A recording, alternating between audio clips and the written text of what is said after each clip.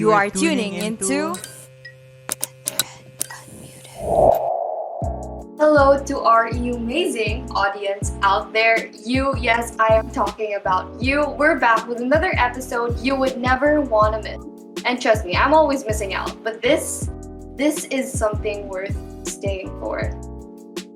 And that's because we have our very own first special guest here at Enderun Unmuted. He's kinda, how should I say this? A celebrity in Enderun Senior High School community. Rafa, care to introduce him further? Now, our guest in the podcast today actually needs no introduction. He graduated cum laude from the University of the Philippines. He's a former executive producer in CNN Philippines. He was the head of production in Lightning Sharks, a board officer in Probe Media, and a writer/producer with TV5.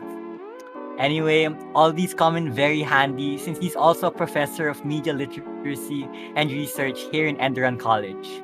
We have with us today one of the coolest and well-loved professors in senior high, Sir Joseph Cataan. Woo! Oh my god! What an intro! No, just kidding. How are you guys? Thanks for having me. Thank you, Enderun Unmuted, for inviting me. Okay. How are you, sir? I'm fine. In what aspect? But I think generally I'm good. All over the Philippines, I'm happy with what's happening. Restrictions are slowly getting better. Children can actually go out. You guys know it's National Children's Month. I just hosted an event for the Philippine government about National Children's Month, and it's been more than almost 2 years that the children are having a hard time being isolated at home. And most of you, because some of you are still minor, you guys can go out, can't dine in, can't go to the mall. So I think I'm happy generally reading the news. Before joining this unmuted episode, I was reading news and I'm really happy. But of course, we're not out of the woods yet, so let's still be careful, and COVID's still out there. Right. It feels good that I'm 18. I can go out, Joe.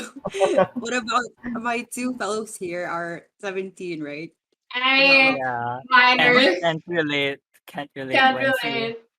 You know, the good news is you guys can go out already without faking your ID. Oh no, just kidding. Without faking your identity and age, you are allowed to go out for now up till November 21st.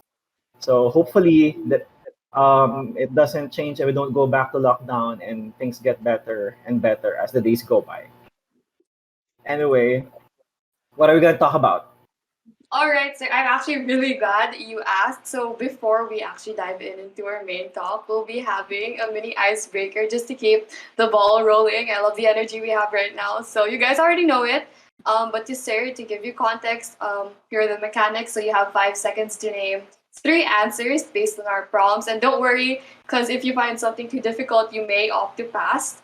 And if you can't think of any again, you can also opt to pass. So, sir, are you all set for our game? It's very easy, sir. Trust I'm me. nervous.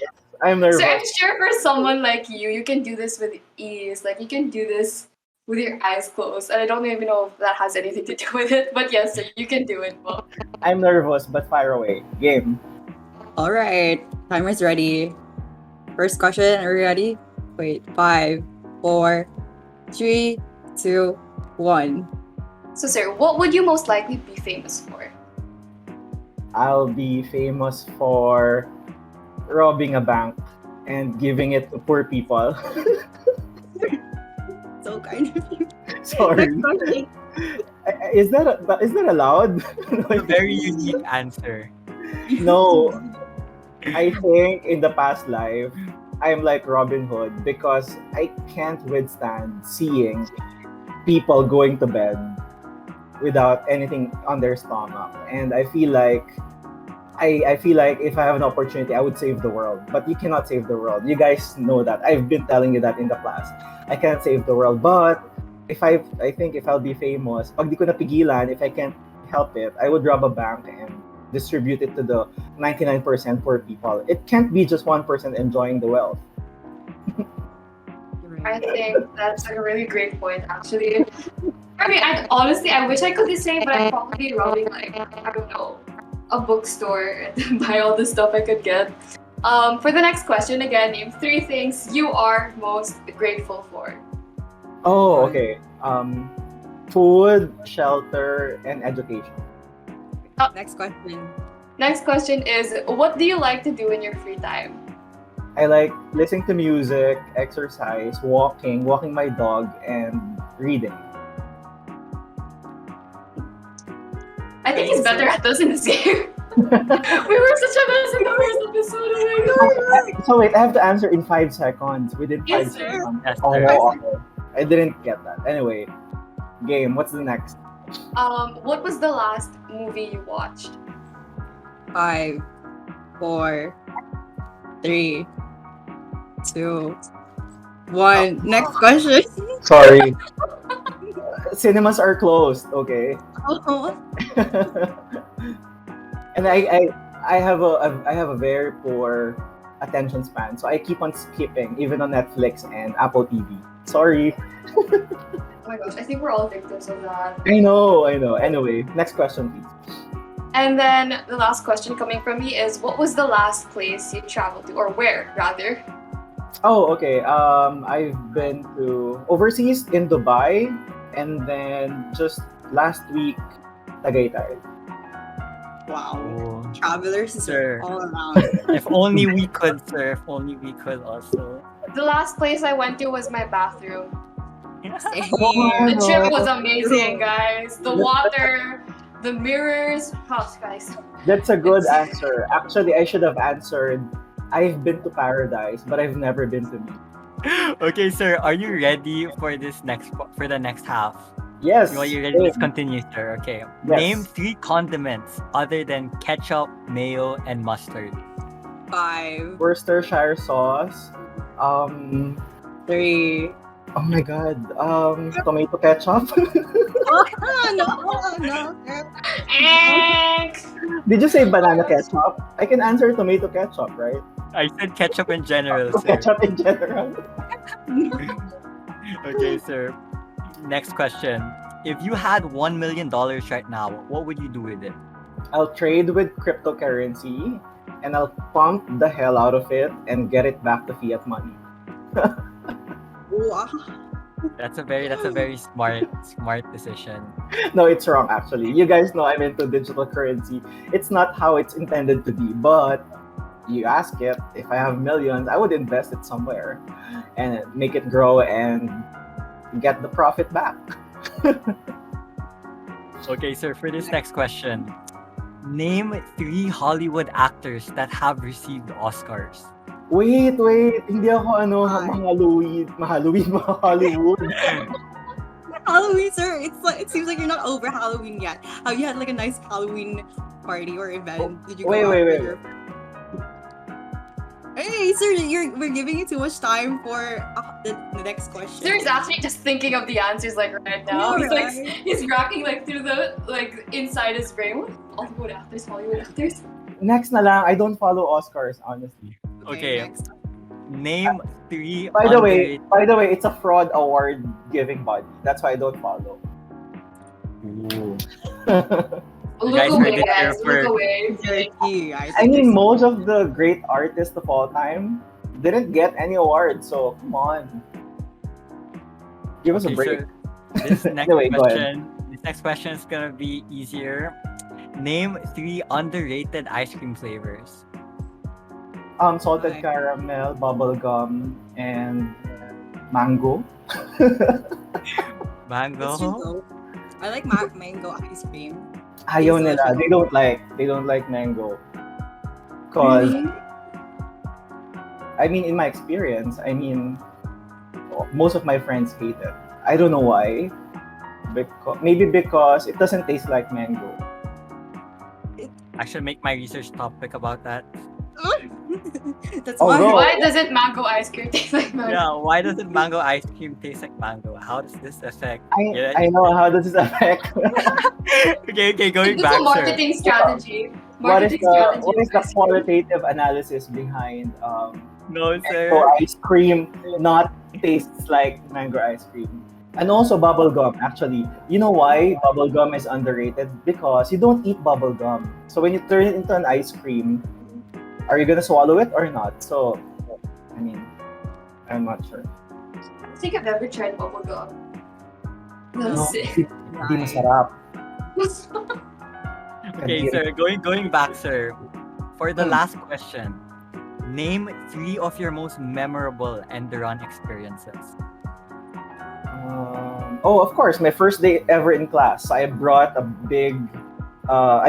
my thesis in real life kasi hindi it was face to face then as I brought my portfolio and show and pass it around the class. Isa pa lang yon. Second was Time's up, sir, but we would oh like to that. You would Please like go to on. hear your Yes, other sir. okay, experiences. so that was the first. So that was my first ever senior high class, as in day one of eternity. So I shared the hardbound copy of my thesis, and they're like, okay, you wrote about Jejemon. Of course, it's my claim to fame, right? And second, oh, my demo class. You guys know I'm not a teacher talaga. I mean, I'm an educator by passion, but I'm not really an education major, right?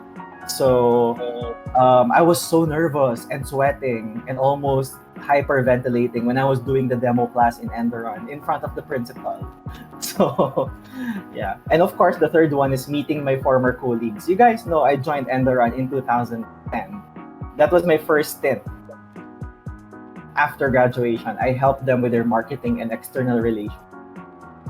Oh, So meeting them again after a decade, almost a decade, 7 years after joining Enderun, and I rejoined as a faculty. The nostalgia is like everything. Of course, it's a family, right? So if it's like going only back home. if only we got to experience these Face to face. on-campus experiences, sir. You know, Rafa, like one day we're gonna go back on Zoom and we're gonna like, oh my gosh, you remember the days that we were on Zoom? Good times, good times. I know. I know. No, it's not. I don't enjoy online calls, except with a fun crowd and company like you guys. But those typical ones, parang So Sorry. fun. Sorry, kilig online. na kilig. No, except those like the online fatigue is really there. I'm sure you guys feel that. Okay, that concludes the icebreaker portion. We now move on to the main part of our interview. We hope you had as much fun answering our questions, sir, as we had asking them.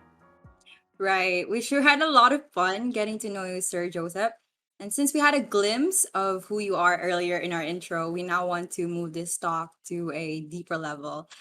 Rafa has mentioned earlier briefly your experiences as a working individual in the professional setting. For sure, you went through a lot of situations because nothing comes easy in the first place, and you wouldn't have reached where you are right now if it weren't for your patience and determination. Let us rewind your days as a student at UP Diliman. Can you walk us through your typical day as a college student? Okay, in UP, you have to live by yourself. No one will help you. So actually, you guys are lucky. And those who are studying in private institutions are actually quite fortunate than we were in when we were in college. Because in the University of the Philippines, you have to help yourself. No one else will help you. We don't even have textbooks, so you have to source your own readings and textbooks. So my typical day in UP is a lot of walking, riding in Ikot and Toki. Ikot is like from the name itself. It's a jeepney that will go around the campus. Toki goes on the reverse route. That's why it's Ikot and Toki. And then you have your Katipunan jeepney and also you walk and walk. Um, your classrooms are far from each other, like 500 meters to even 1 km actually. Depends on where you are because UP Diliman campus is like really, really vast, really, really big. So you have to arrange your schedule in a way when you are enlisting your schedule, it is also your decision on how to fix your schedule.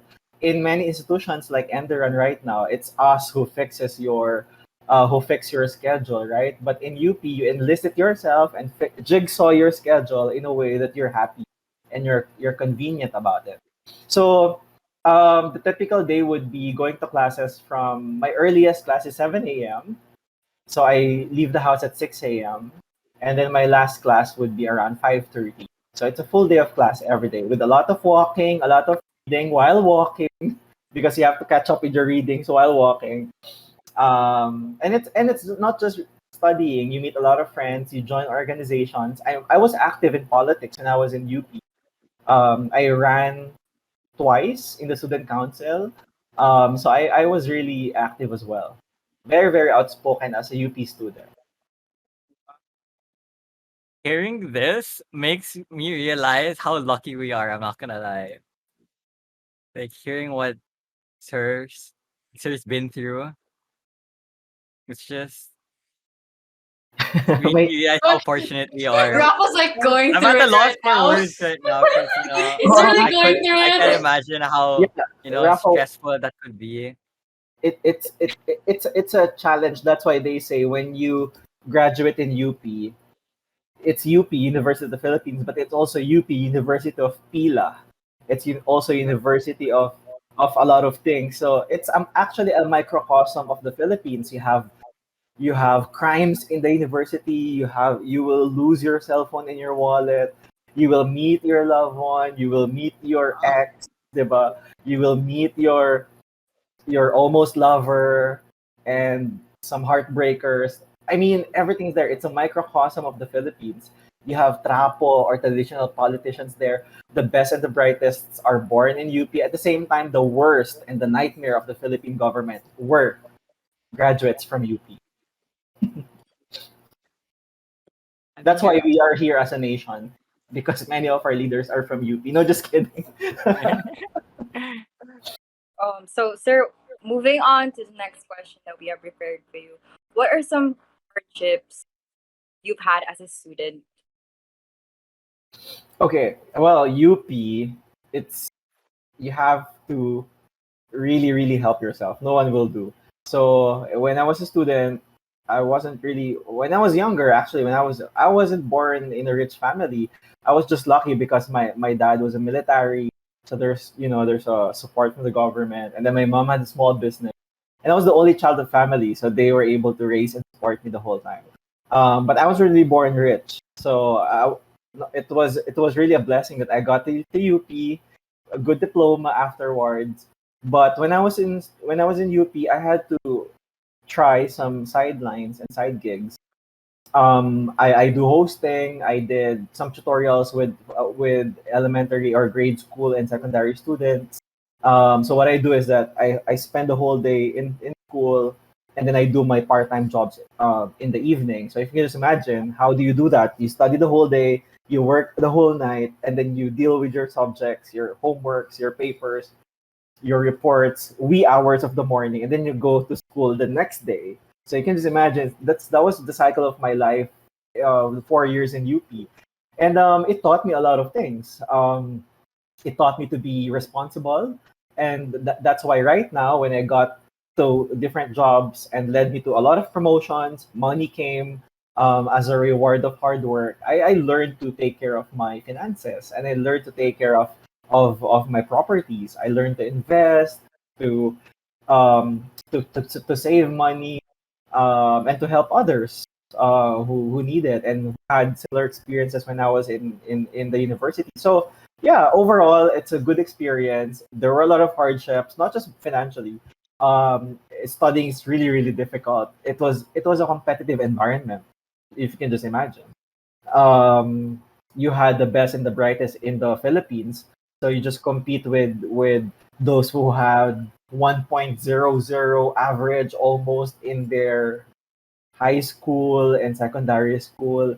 So when you enter University of the Philippines, even if you feel like you're intelligent, when you enter and deal with them, you feel like, oh my God, I am not the best in the world. So it's a humbling experience as well. Seeing there are more intelligent and there are better students than you are. And it's a good experience overall. I learned a lot from those hardships. So um, you will encounter problematic and difficult teachers in the University of the Philippines. So you have to to work with them and make sure you get a good grade no matter how difficult they are. I had a professor, my class is at 4 o'clock, 4 p.m. He arrives 7:30 or to 8 p.m. And then the class is 3 hours. So you have to have 8, 9, 10, 11, up till 11 p.m. You're in the campus. So how about those who live far? So there are a lot of difficulties in the university. It's a microcosm of the Philippines. You have to experience all of those difficulties. You will lose. I lost my cell phone in the university. That was like the one of the that was expensive way back then. I lost my cell phone in school, and it wasn't paid yet, so I had to pay it, and without using any cell phone. So those things, there are a lot of difficulties, but there are a lot of happiness as well.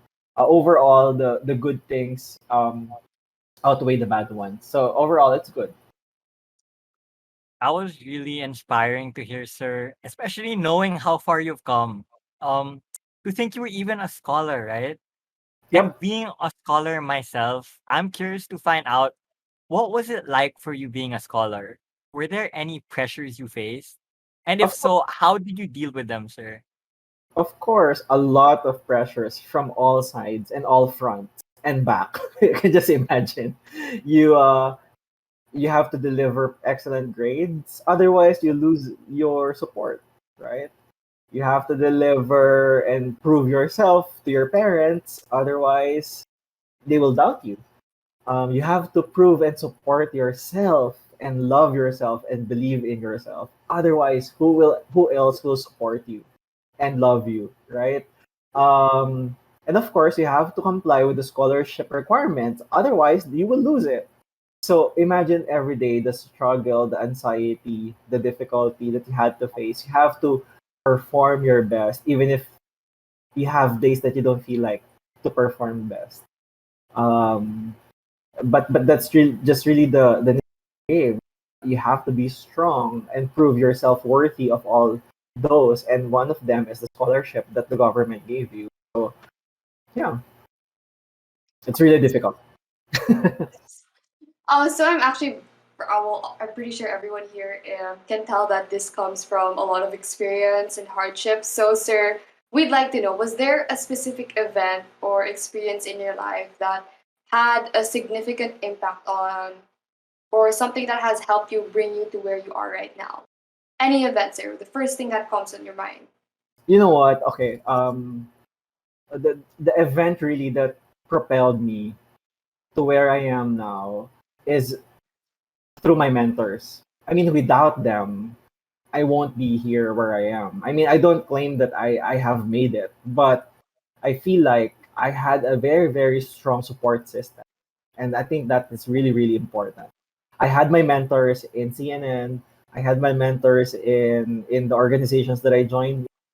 I had a very supportive parents. Of course, who else are they gonna support? I'm the only child, right? So um, I had a very, very strong backing from all sides. So, but however, to answer your question, Reese, I think, and this is a very interesting answer, and perhaps you can do a follow up. Really, what humbles me and made me realize a lot of things that I got sick in 2016. I got sick, like really, really, I almost died. I'm not gonna disclose much what happened, but it's really a humbling. It's a really a wake up call for me to take it slow. Don't work too hard. Don't be too hard on yourself. Love yourself. Feed yourself. Okay, on time. Rest once in a while. Rest is really important, and don't be too hard on yourself. Don't push yourself to the limits, and then you push yourself to the brink of collapse and destruction. I did myself that way when in 2016, simply because I was trying to prove myself. I was the youngest executive producer in CNN. I got promoted and skipped some of them who are waiting promotion. So I had to prove myself, and little did I know, while I was proving and pushing myself to the limit, I was about to push myself down, going to the cliff. So I got sick. And that time, I woke up in the hospital bed, one foot in front of the other, and I said, parang, no, I'm gonna take few steps backward and rethink my priorities. Should I die, or should I take one step backward and think about my future? So until then, I tried to move careers. I talked to my bosses in CNN. Um, I had conscious living. I tried to do work and life balance better. Um, I celebrated small wins. I learned to appreciate life after that. So I think that helped me a lot and bring me to where I am now. Actually, so speaking of CNN, was that your first job, like after graduating, or did you have a job prior to that? I And mhm. can you say that UP has helped you with your jobs or like your jobs in general? Like I mentioned, I had my side stint in I had short stint in Enderun when I graduated, but just few months to help the marketing and external relations. And then after that, I went to TV5 as a researcher. I think it's a good story for you to learn. Researcher is the lowest of the lowest in the media industry. Researcher, PA, production assistant. You will make coffee for your host. You will do errands. You will buy food for them. You will order. You will think about what am I gonna feed what I'm gonna feed the crew or the cameraman for lunch and dinner. My bosses ask me a lot of things. Give me this kind of props. I need it the next day, and I was like, okay, where do I get it? I mean, I was young, and I was trying to prove myself and trying to start somewhere. So I took the job as a researcher and production assistant. It was difficult. Um, you will operate prompter, you will carry things, you will clean the studio. I mean, that's how I started. Really, really how I started in 2011 when I graduated. So it's that's why it's a humbling experience. And that right now, even if I'm head of the department, I earn a lot. I get to do things that I want. My passion for teaching, I still do it with you guys in Enderon. I mean, I don't count myself that I have reached all of it. I feel like it's a journey and it's a continuing process. And who knows? Life is a pendulum, right? It's a wheel.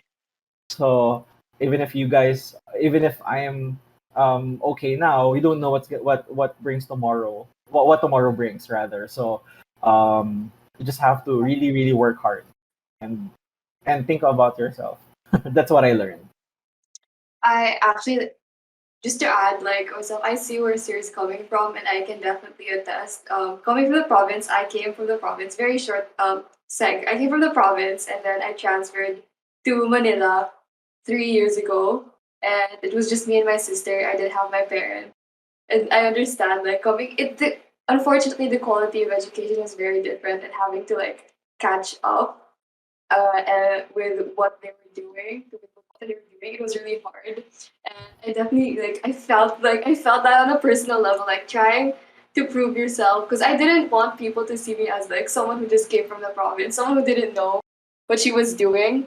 So I did a lot. I really worked hard to get to where I am right now, and although it's nothing in comparison to what Sir Joseph has went through, I think it's really admirable of him to be sharing his story, and especially in this platform to us as not really children but the youth rather, because I feel like this is something all of us needs to hear. So moving forward, I think Rafa, you have something else to ask. So Rafa, take it away. If I make just comment on what you said, on what Sir said, I was actually really surprised hearing this because you look so well put together, Sir, and like it seems like everything's just going so well for you. But in pala, there's just there's this hardships going on behind the scenes. But anyway, sir, on a lighter note, having been under you last year, I know that you received the best thesis award in college. I know how extra you were in researching your thesis. For the benefit of our viewers and listeners, would you care to share with us your process? Like, was there anything extraordinary you did to achieve this? Okay, I have a thought process when I was I realized that I'm gonna do that topic when I was in a bus going home. I'm a commuter. I ride a bus to Cubao from UP. Sometimes I go to Commonwealth, ride a bus, and ride a Cubao bus and going home. So when I was in the bus, I was contemplating. Okay, the deadline is coming up, and you guys can relate for sure. Sometimes you're panicking. Oh my god, the deadline is looming. The deadline's like next week already. I don't have a topic yet. That's exactly what I went through when I was in UP. It's about to start the pitching, and the pitching in UP is competitive. You present in an auditorium, and people will laugh at you if you say something wrong and bad and not good. So you have to prepare. So that was my trouble the whole week. What was my topic? What's my topic? How am I gonna do it? And then I was in the bus. I saw a group of young people and they're judgments. And I was like, hmm. So the bus from Commonwealth to Cubao is around 30 minutes, let's say. So I was just observing them and listening to them. And I was like, this is an interesting crossroad of media and culture, which are the two facets of learning that I'm really, really interested in. So I said, why do I dissect those intersection and crossroad and create a thesis about the Jejemons, which was rising subculture, rebel culture in my era, 2010s, 11s, 12s. Um, and I said, they have a unique way of to communicate. They have unique outfit expression. They have their own culture and upbringing. And I was like, okay, I want to study the culture. So I approached the guys that there right there and then. I approached them and I said, "Can I get your number? I'm from UP." And then they're like, "Ano? What?" Those street culture. I said, "I'm from UP. I'm a student, and I'm interested to learn more about your culture." Blah blah blah. They don't get it, but someone like a girl gave her number. So I thought perhaps she thought I was hitting on her, but no.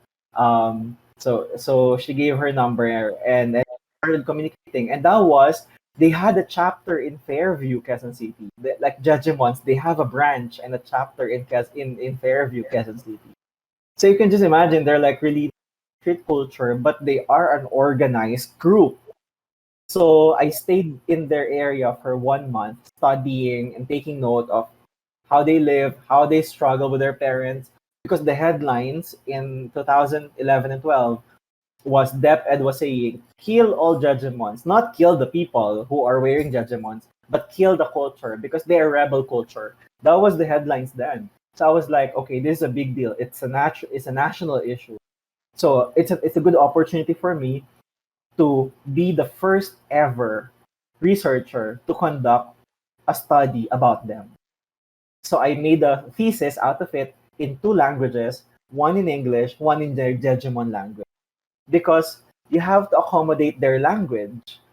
How are you gonna approach them if you don't write using their language? So I want to appeal to them and read about them, and I want to make sure that they are that they know that they are seen and heard. And what more can you do than writing in their own language? So I write two. It's a back-to-back thesis. In English, when you flip the thesis, it's in Jajanese or the Jajaman language. So I studied their culture for 1 month. I ate with them. I stayed in their house, not the whole day, of course, and not the whole month, but I slept over for some days. And I learned a lot about their culture. And that's why I entitled the thesis "A World Within a World: The Judgments as the Other Culture," because it's a world within the world, the mother world. You have a world within the mother world, and they are othered. They are being othered. They are pushed to the brink of isolation because they are rebel culture. The mother culture doesn't accept them. So that's why I titled it "A World Within the World: The Judgment as the Other Culture." So can I just add that I read your thesis and you really raised the bar so high. Like, even if the topic of my research is completely unrelated to what you did, I still find myself comparing my output to yours, and I'm just And I noticed that when I was reading your paper. And I was like, should I sue Rafa for plagiarism? No, just kidding. Okay, sir. And with that, is there any advice you could give us so that we too could come up with a best thesis worthy output this semester? You know what? The best advice would be genuinely curious, be hungry for knowledge, because the technical aspect of research, you will learn it in few months. The citations in MLA, APA, Chicago, you will learn it in no time. The writing, the indentation, the chapter, the double spacing, you will learn them in no time. But the spirit of not giving up, chasing good stories and good interviews, getting information and data from other people, interviewing and asking the best, the funniest and the most difficult questions, and being genuinely curious and hungry for knowledge, you cannot buy that. Whatever university you went to, no matter how expensive your tuition is, whether you're in a pamantasang lungsod or in a state university or you are in a private institution like Enderun, you cannot buy curiosity. So I think the best way to put forward a good topic in a research paper is to be genuinely curious. Ask yourself. That's why I've been telling you since day one, since last year when you were my students in qualitative. The first thing that you need to ask yourself, what is the topic that I'm really curious about? What is the topic that I'm genuinely concerned and interested about? Because if you're not happy with your topic and you're not genuinely curious about the topic, you will not go anywhere. That's right, sir. Those were really, really insightful, and they really say a lot about you as a person. I think that is all what we've got for today. But before we officially end this, what is one thing or two things you would like the audience to know? Could You be mean, philosophical, a hard oh, okay. lesson, a My hard key, advice. okay, my key takeaway. I was reading a book. One of my favorite books is The Magic Shop by James Doty. So the Magic Shop says the book itself is saying about how do you make your brain and your heart friends with each other, because sometimes your brain is telling you something and but your heart is pulling back. Sometimes your heart likes it, like hello Joa, hello friend, girlfriend, but your brain is saying something. That's natural because your brain has a different function with your heart and vice versa. So but the book is saying, in order for you to be successful, to be happy and content, your goal is actually not to make the two friends all the time. You just have to make sure how to, you just have to learn how to use them in unique and in special circumstances. Use your brain in the best way possible in the academy, but use your heart when helping people. Use your heart and be passionate about things that you want to pursue. Use your heart in loving your parents. Use your heart, not your brain, but use your brain in being street smart, in dealing with in school, in managing your time, your resources, in investing, you know, and actually, us young people, I'm still young people, you guys are younger, but as young people, we always look for happiness elsewhere. But actually, happiness is right there in your heart. That's what the book is saying. That is your magic shop. That's where magic happens, in your heart. So you don't have to go farther and elsewhere. Look at your heart. That's your magic shop. That's your golden, and that's your northern star. That's your guide. I agree with everything you said, sir. And our viewers are very lucky to have had this chance to hear you talk this evening. Am I right, guys? Honestly, all right. So, context to the viewers or the listeners, right? Here, this is my first time meeting Sir Joseph. I am not, well, I wasn't a student last year, nor I am a student this year. However, I can say that this was definitely a memorable first experience. I'll definitely remember this. This is one for the books. I I don't know, coming like hearing Sir's stories is definitely there are a lot. I can resonate with a lot of them, and some aspects of his stories are very similar to what I'm going through right now. Again, as I mentioned, I'm from the province. people think that from the get go I was very eloquent when it comes to speaking English. The thing is, when I came to Manila, I was struggling to communicate, like for real, and the culture was so different. And like hearing like what Sir is saying and knowing that these are all things that I've learned and hearing it like from someone else's mouth and knowing that other people are going through similar things and sometimes even really harder, it's just really enlightening and really it really touches my heart knowing that. So I just want to say thank you, sir, for this first meeting. So yeah, Oh, I think Wency, it's safe to wrap up. But yeah, Sir Joseph, if you have thank anything. you. Yeah, thank you, Riz. Thank you, Rafa. Thank you, Wency. Thank you to Unmuted, and thank you to Prin, wherever you are. Thank you. Thanks for having me. It's always an honor to meet you guys and talk to you outside the classroom. This is outside the classroom, the virtual world, still out, but still outside the classroom. And I look forward, and I can't wait for the day to see you guys face to face. I'm sure we will have more and enjoy, and enjoy more stories when it's face to. But until then, stay safe. And I think it's important to note the greatest lesson really in life. It's never ever don't give up.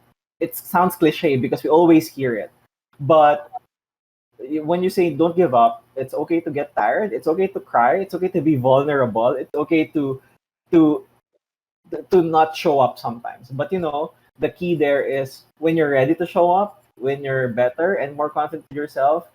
Um, when you took 2 steps backward, you have to take 3 steps back forward. So that's what's important. I've learned that the hard way.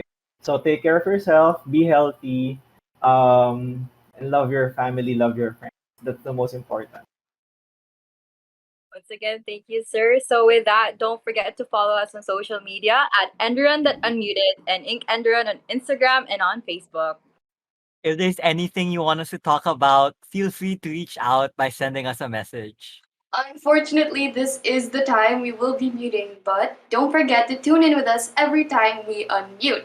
Fridays at 5 p.m. And once again, this is Ender. And Enderun they're on unmuted. Unmuted! Bye! Bye.